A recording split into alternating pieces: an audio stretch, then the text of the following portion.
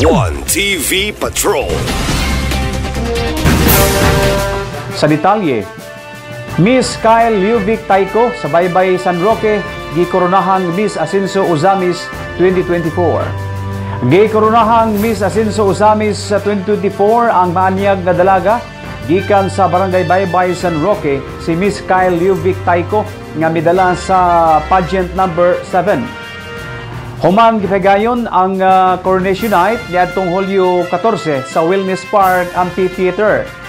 Sadya og malampusong pahigayon ang usa ka highlight o ang usa sa highlight sa 76th City Charter Anniversary taliwala sa madag-umon nga kalangitan niadtong gabhiuna. Wala ang presensya ni Mayor Indy Waminal gumikan sa ubang mga opisyal nga lakaw apan anaa ang presensya ni Vice Mayor Dibineri o mga aktibong sakop sa konseho, labi na ni Konsehal Dinky Suizo nga maoy chairman sa gipegayon nga search.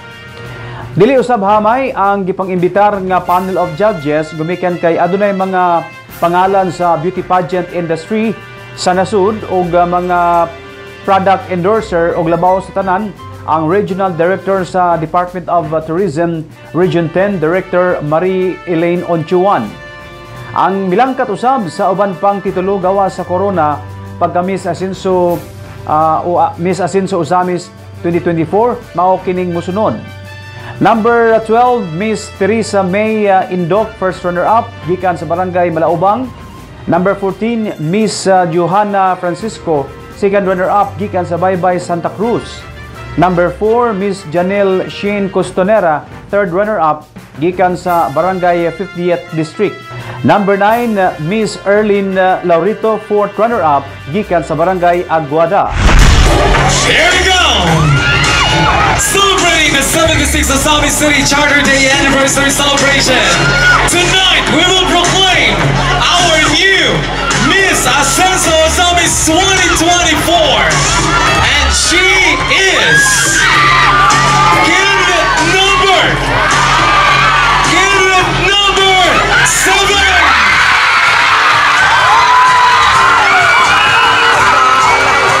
Our first runner-up is candidate number 12. Candidate number 12. A round of applause, ladies and gentlemen. This has been your host. Akong gitinguha nga kitang tanan with this privilege of celebration atong pangayoon sa atong langit ng amahan nga sa kanunay kita panalipdan, balinawon ang atong Misamis Occidental or particularly ang atong Uzamis City.